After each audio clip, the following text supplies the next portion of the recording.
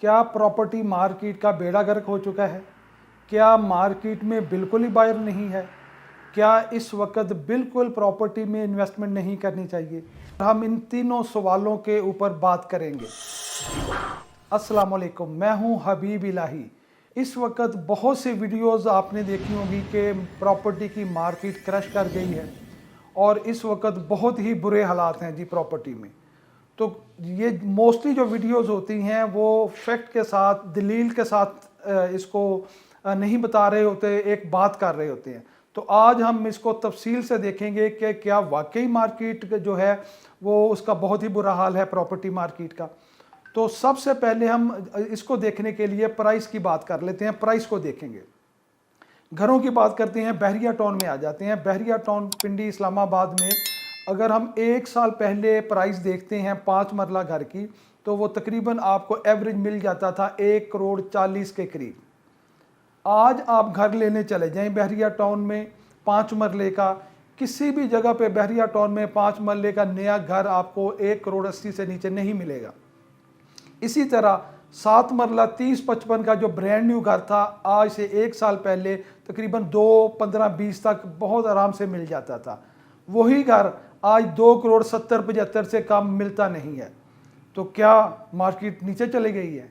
क्या मार्केट जो है वो क्रश कर गई है? नहीं, क्योंकि डिमांड एंड सप्लाई के मुताबिक घरों की कीमतें पाकिस्तान में कभी भी नहीं गिरेंगी। तो कीमतें गिरी कहाँ पे हैं? मार्केट क्रश क्या हुआ है?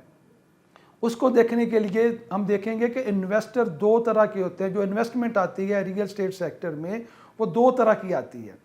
एक इन्वेस्टर वो होता है कि जो सिर्फ वहाँ पे एक शॉर्ट टर्म के लिए रुपया कमाने के लिए आता है। शॉर्ट टर्म में वो मोस्टली फाइलों के ऊपर इन्वेस्टमेंट करता है या नॉन डेवलप एरियाज जो होते हैं उनके ऊपर इन्वेस्टमेंट करता है। बहुत ही कम इन्वेस्टमेंट ऐसी होती है जो कि घरों के ऊपर या इस तरह की चीज़ों के ऊपर जाए। किसी भी मालूमात के लिए आप दिए गए नंबर्स पर राब्ता कर सकते हैं। इसी के साथ आप कमेंट में भी हमें अपनी राय से आगाह कर सकते हैं। मजीद वीडियोस के लिए चैनल को लाइक एंड सब्सक्राइब करना मत भूलिए। तो 2 तरह के इन्वेस्टमेंट होती है। एक इन्वेस्टमेंट वो होती है जो कि शॉर्ट टर्म के लिए इन्वेस्टर आता है और शॉर्ट टर्म के लिए ज़्यादातर फाइल्स वगैरह मार्केट से परचेज करता है और फाइलों के ऊपर ट्रेडिंग करता है।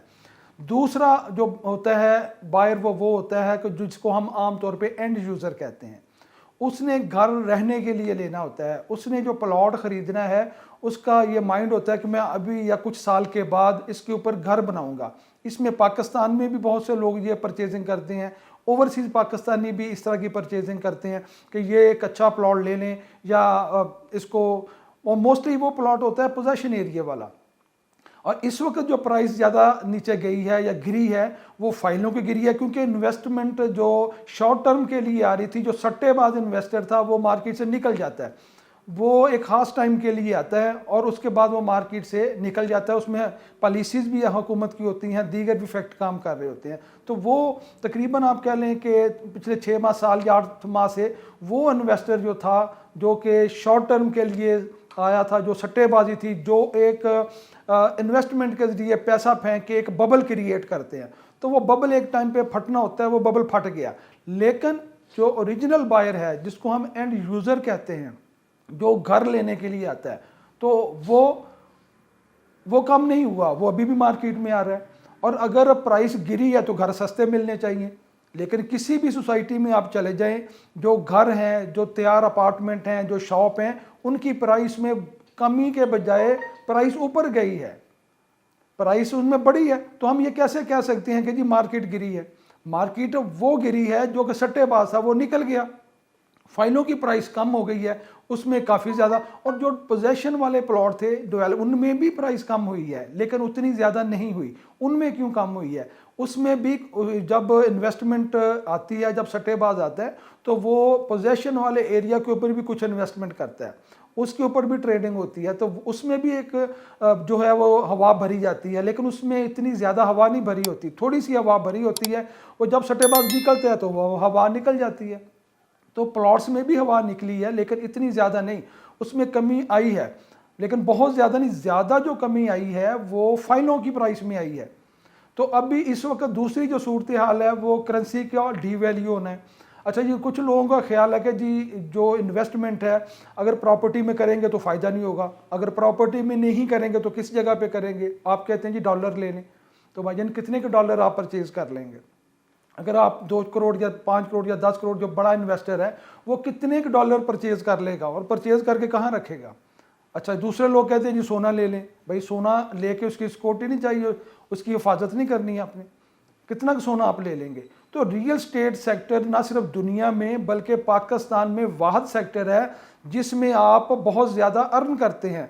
और पाकिस्तान में जितने भी बड़े जो लोग हैं जिन्होंने बहुत पैसा कमाया, बेशक वो किसी भी फील्ड में हो, जैसा कि मेरा तल्लुक फैसलाबाद से रहा है, तो फैसलाबाद में टेक्सटाइल के बड़े बड़े जो टाइकॉन थे उन्होंने बाद में जो है रियल एस्टेट के ऊपर आए और उन्होंने सोसाइटीज़ बनाई वहाँ पे, बहुत से लोग जानते हैं उन नाम को। तो जो बड़ा छक्का लगता है किसी भी बंदे का, तो वो ज़िंदगी में किसी न किसी जगह वो रियल एस्टेट से ही लगा होता है। तो पाकिस्तान में रियल एस्टेट से बेहतर छक्का लगने के लिए और कोई भी कारोबार नहीं है। और इस वक्त चूँकि बायर कम है मार्केट में, और अगर आप इस वक्त परचेजिंग करेंगे, लेकिन परचेजिंग वो चीज़ करनी है जो कि सेमी डेवलप प्लॉट्स हों या कोई और इस तरह की चीज़ हों। अच्छा, अगर आप प्लान कर रहे हैं कि आपके पास इतने पैसे इकट्ठे होंगे तो आप लेंगे, तो ये भी दुरुस्त नहीं है, क्योंकि जब आपके पास उतने पैसे इकट्ठे हो जाएंगे तो उस वक्त उसकी वैल्यू बढ़ चुकी होगी। तो वो लोग जो कि थोड़े थोड़े पैसे इकट्ठे करते रहते हैं और कि पैसे ज़्यादा होंगे तो मैं चीज़ लूँगा, तो वो पैसे इकट्ठे हो नहीं पाते। उनके लिए क्या है, वो कोई इंस्टॉलमेंट पे चीज़ ले लें, लेकिन ये उनके लिए जिनके पास पैसे नहीं हैं। लेकिन हमारे वो ओवरसीज़ भाई जिनके पास पैसे हैं, क्योंकि वो उनकी करेंसी डीवैल्यू नहीं हो रही, तो वो पैसे इकट्ठे करें वहाँ पे और किस्तों के बजाय ऐसी चीज़ लें जो कि कैश वाली हो। बेहतर है कि वो पोजेशन एरिया में प्लॉट ले लें, अपार्टमेंट ले लें, शॉप ले लें, घर ले लें, लेकिन वो उनको फ़ायदा होगा अगर वो कैश पे जाएंगे। किस्तों पे फ़ायदा पाकिस्तान में है, क्योंकि अगर आप पैसे आहिस्ता आहिस्ता जोड़ना शुरू करते हैं तो जब तक वो जोड़ते हैं आपकी करेंसी की वैल्यू डीवैल्यू होती जा रही है, तो आप उतने पैसे इकट्ठे नहीं कर पाते। तो यहाँ पे जो लोग हैं जो पाकिस्तान में हैं, वो कोई भी अच्छी सोसाइटी है, हमें चाहिए कि पैसे जितने इकट्ठे होते जा रहे हैं साथ साथ वहाँ पे कोई इंस्टॉलमेंट का ऑप्शन ले लें, 2 साल 3 साल 4 साल का, ताकि जैसे भी इंस्टॉलमेंट पूरी हो आपके पास एक चीज़ बनी हो और आपकी जो करेंसी है वो डीवैल्यू होने से बच जाए। क्योंकि जब आप एसेट बना लेते हैं तो आपकी करेंसी डीवैल्यू नहीं होती। अब रियल एस्टेट के अलावा भी बहुत सी चीज़ें हैं जहाँ पे आप इन्वेस्टमेंट कर सकते हैं जिनकी डीवैल्यू चीज़ें नहीं होती, लेकिन बेस्ट ऑप्शन जो है इस वक्त पाकिस्तान में वो रियल एस्टेट सेक्टर है। इसमें बहुत ज़्यादा आपको एक्सपीरियंस की ज़रूरत नहीं होती। और हमारे ओवरसीज़ भाई जो हैं उनको बेस्ट ये है कि वो आप उतनी अमाउंट इकट्ठी करें और अमाउंट इकट्ठी करने के बाद फिर कैश के ऊपर पाकिस्तान में इन्वेस्टमेंट कर लें, क्योंकि वो अगर वहाँ पे अपनी करेंसी रखेंगे, आप जहाँ पे वो काम कर रहे हैं जिस कंट्री में है वहाँ तो उनकी करेंसी डीवैल्यू नहीं हो रही। तो ये बेहतर ऑप्शन है इस वक्त रियल एस्टेट में इन्वेस्टमेंट करने का। और यही वक्त है कि अगर आप आज इन्वेस्टमेंट करते हैं तो आने वाले वक्त में आपको फ़ायदा देगी। और ये बिल्कुल जहन से बात निकाल दें कि पाकिस्तान डिफ़ॉल्ट होने जा रहा है जी, करेंसी का ये अपना जो प्रॉपर्टी की मार्केट है उसका ऐसी तैसी फिर गई है। और भाईजान ये आपको कल समझ आएगी जब प्राइस इतनी ज़्यादा बेहतर हो जाएगी कि आप चीज़ ले नहीं पाएंगे और उस वक्त आप ख़रीदने जाएंगे तो आपको चीज़ मिले नहीं। वीडियो देखने के लिए आपका बहुत बहुत शुक्रिया। अल्लाह हाफिज़।